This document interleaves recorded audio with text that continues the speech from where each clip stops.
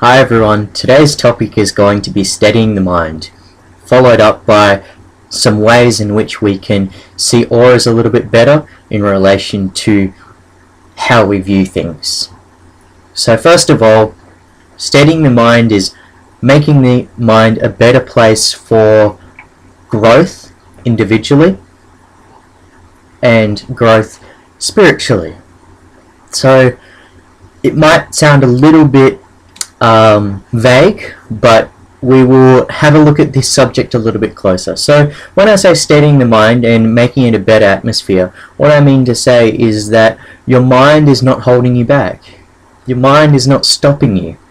Your mind is a tool, and a tool can be used for right or wrong. It can be used for the progression in whatever you want to do, but it can also be the thing that stops you in your path. So how can we use the mind better is making the mind, conditioning the mind. It's what they used to call internal alchemy in ancient Qigong practices. And what that means is that you're doing internal mechanics to the way you think, to stop it being skeptical, to stop it doubting, to stop it thinking negative thoughts which are not very healthy for you. Now, it doesn't mean manipulating yourself to want to believe something. What it really means is you being able to accept the truth. Because let's face it, a lot of people here on this earth cannot face the truth. That is why they're so stuck in what they're doing. It's because they cannot face the truth. If you had the truth, if you were able to know the scientific truth, they wouldn't be able to accept it. They'd become offended by it, simply because they're not ready to hear it.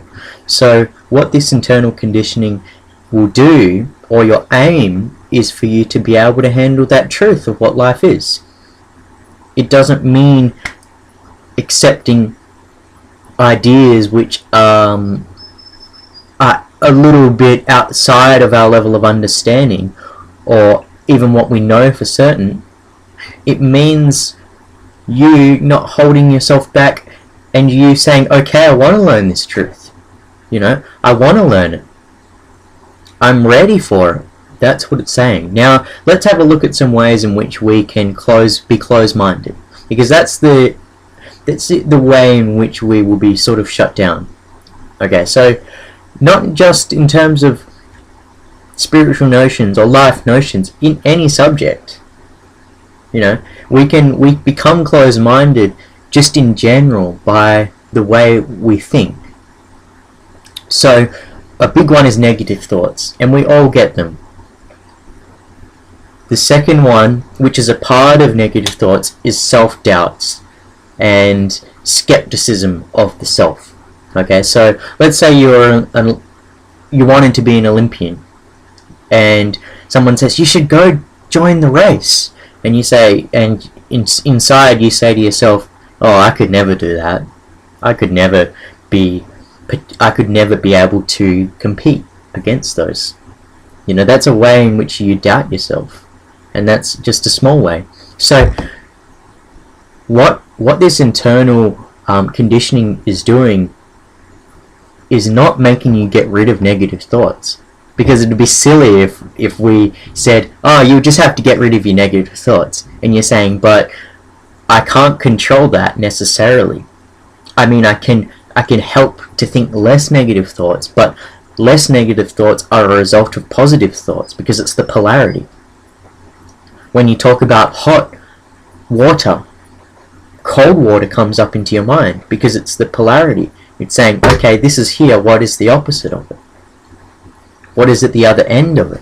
And that's what we've been really taught to think in this lifetime, is to really think the two things, good or bad, yes or no, or right or wrong. Those are the two polarities that we've been taught to think, and that's the way our mind is structured around, is this yes or no, yes or no, yes or no, right or wrong, yes or no. And it's very it's very black and white.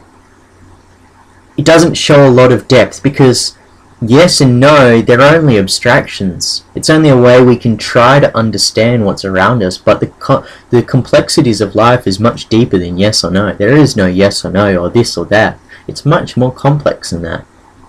There is truths that you come across, but when you're talking about them, they're based on even higher understandings, which we cannot simply answer with yes or no. So, back to how do we counter these negative thoughts is not by trying to get rid of them, but trying to come to terms with them. So, if you say, I could never win the race, and your mind instantly says it, that itself is a self-doubt. So you're saying, I probably wouldn't be able to win the race. But then it's up to you. It's like your mind has given you that. It's like when you play blackjack and the other player has dealt those cards. So what are you going to do in relation to those thoughts? What are you going to do in relation to your mind giving you doubts? So you've got a choice here. You might not have had necessarily the choice to be able to not think that negative thought, because it's almost just seemingly popped up in your mind. You know, people get better at controlling negative thoughts. Yes, that is true, but it's a long-term thing. How do we train ourselves? We give ourselves a positive thought. We balance out the negative and the positives. We become a balanced person, because being overly negative is not balance. So if we want to become balanced, we just think of a positive thought, which is of the same polarity, which is of the same area, just in the positive form.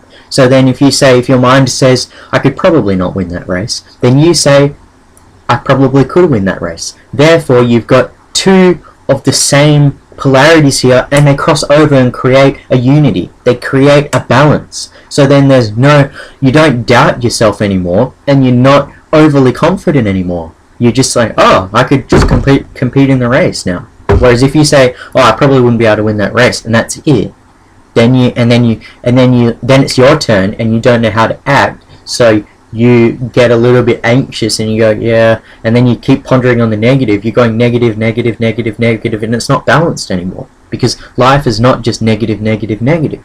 You know, even look at a charge of a cell. You know, it's got a positive and a negative. You know, that's what, look at the water. It's hot and cold. It's just not always one temperature. So you've got to be balanced. You've got to find value for that balance. And when your mind tells you something, or you get this instant pop-up of a negative thing in your mind, you have to balance it out. So if your mind says, oh, this is wrong, then you say to your mind, in response to this is wrong, well, it could be right. If it says that this is too much of this, then you say, well, it could be not too much of this.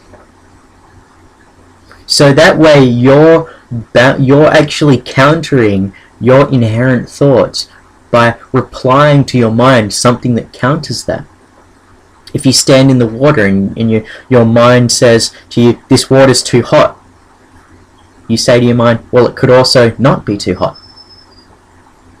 Then you're actually at a more stable point of view. Because then you can just use your thoughts rather than what your mind is trying to tell you. That wasn't really your choice. It just came up with it. So it's having more control over yourself, but it's also being able to be the controller. If your mind says this water's too hot, and you say, well, maybe it's not too hot, now where you are is at a position where you can make a decision. Not, this water's too hot, oh, this water's too hot. You haven't even really thought about it. You've just followed your mind blindly. And your mind does lead you astray. Especially if your type of thinking is more of a one that needs to respond and wait for your sacral or wait for your bodily feeling. Not let your mind run you. A lot of people need to follow that gut feeling, not that mind rambling.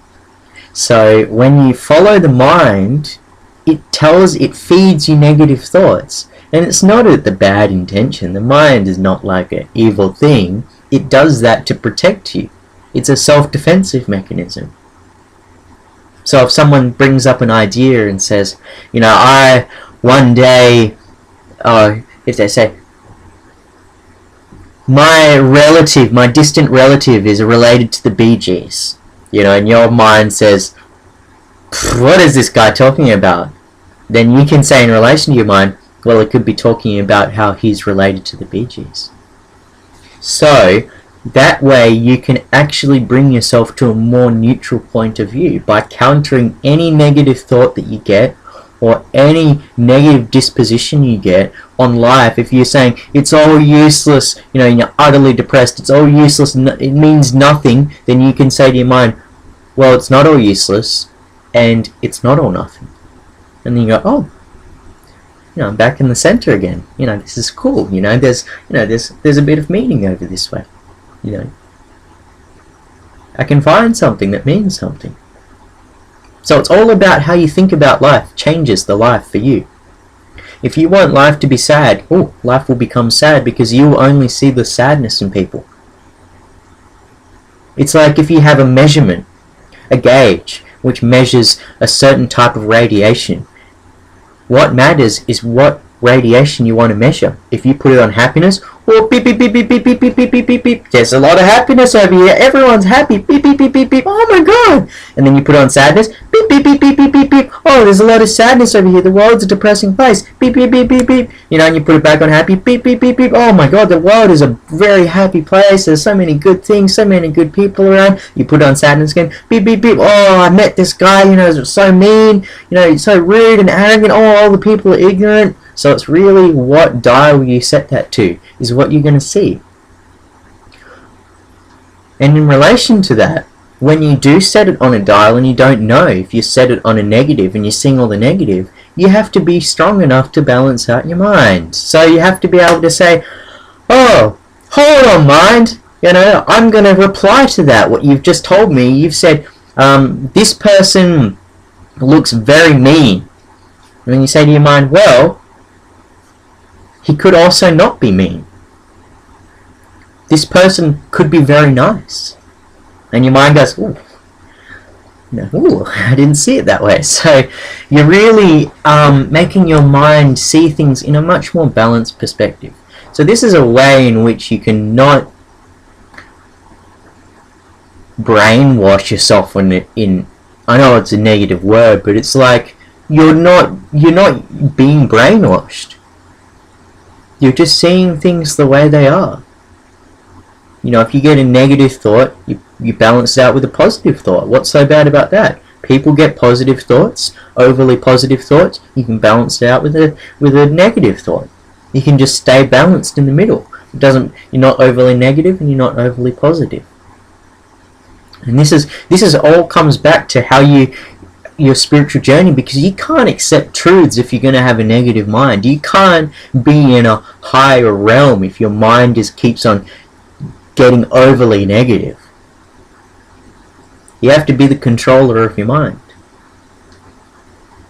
Now, we do find that when we start seeing auras, that we have a bit more of a silenced mind. Our mind just seems so in this relaxed energetic state, like you're in a bath of energy. And it's, it's really good. That's connecting to the self. So I talked about talking about auras at the start of this video. We're sort of running out of time, so I'll make a part 2 of this. But this one sort of covered that internal mechanics. You're in control of yourself. So it's very important that you make sure that you're thinking in a way which is correct for you.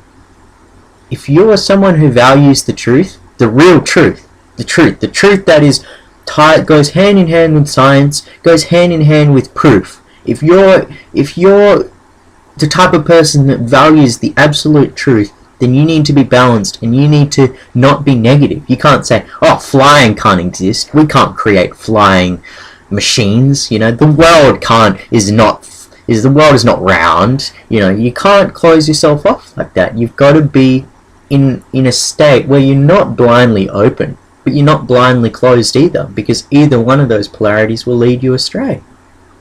It makes sense. We don't know what the world is capable of in 1,000 years, what humanity is capable of, and doubting it will only cause us to not realize our true potential. Alright. Look forward to seeing you again. Thanks.